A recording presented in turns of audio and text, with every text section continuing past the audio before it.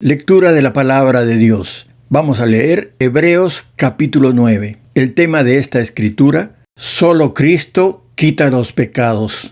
Ahora bien, aún el primer pacto tenía ordenanzas de culto y un santuario terrenal, porque el tabernáculo estaba dispuesto así. En la primera parte, llamada el lugar santo, estaban el candelabro, la mesa y los panes de la proposición. Tras el segundo velo estaba la parte del tabernáculo llamada el lugar santísimo, el cual tenía un incensario de oro y el arca del pacto cubierta de oro por todas partes, en la que estaba una urna de oro que contenía el maná, la vara de Aarón que reverdeció y las tablas del pacto, y sobre ella los querubines de gloria que cubrían el propiciatorio, de las cuales cosas no se puede ahora hablar en detalle. Y así dispuestas estas cosas, en la primera parte del tabernáculo entran los sacerdotes continuamente para cumplir los oficios del culto. Pero en la segunda parte, solo el sumo sacerdote, una vez al año, no sin sangre, la cual ofrece por sí mismo y por los pecados de ignorancia del pueblo, dando el Espíritu Santo a entender con esto que aún no se había manifestado el camino al lugar santísimo, entre tanto que la primera parte del tabernáculo estuviese en pie, lo cual es símbolo para el tiempo presente, según el cual se presentan ofrendas y sacrificios que no pueden hacer perfecto, en cuanto a la conciencia, al que practica ese culto, ya que consiste solo de comidas y bebidas, de diversas abluciones y ordenanzas acerca de la carne, impuestas hasta el tiempo de reformar las cosas. Pero estando ya presente Cristo, sumo sacerdote de los bienes venideros, por el más amplio y más perfecto tabernáculo, no hecho de manos, es decir, no de esta creación, y no por sangre de machos cabríos ni de becerros, sino por su propia sangre, entró una vez para siempre en el lugar santísimo, habiendo obtenido eterna redención.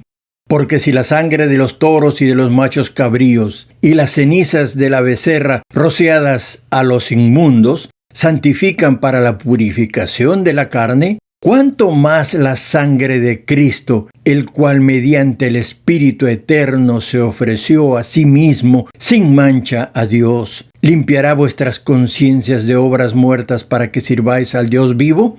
Así que, por eso es mediador de un nuevo pacto, para que interviniendo muerte para la remisión de las transgresiones que había bajo el primer pacto, los llamados reciban la promesa de la herencia eterna. Porque donde hay testamento, es necesario que intervenga muerte del testador, porque el testamento con la muerte se confirma, pues no es válido entre tanto que el testador vive, de donde ni aun el primer pacto fue instituido sin sangre.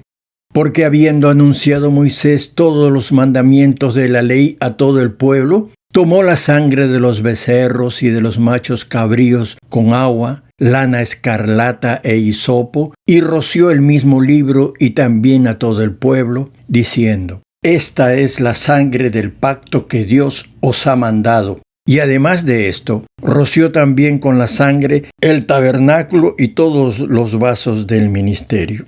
Y casi todo es purificado, según la ley, con sangre. Y sin derramamiento de sangre no se hace remisión. Fue pues necesario que las figuras de las cosas celestiales fuesen purificadas así, pero las cosas celestiales mismas con mejores sacrificios que estos. Porque no entró Cristo en el santuario hecho de mano, figura del venidero, sino en el cielo mismo, para presentarse ahora por nosotros ante Dios, y no para ofrecerse muchas veces, como entra el sumo sacerdote en el lugar santísimo cada año con sangre ajena. De otra manera, le hubiera sido necesario padecer muchas veces desde el principio del mundo. Pero ahora, en la consumación de los siglos, se presentó una vez para siempre por el sacrificio de sí mismo para quitar de en medio el pecado.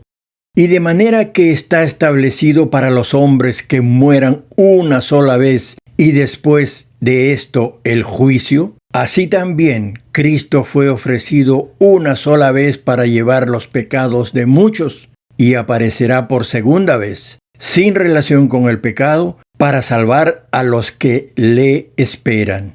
Amén. Dios te bendiga al escuchar su palabra. En el nombre del Señor Jesucristo, te invito a que diariamente recibas una porción de las Sagradas Escrituras.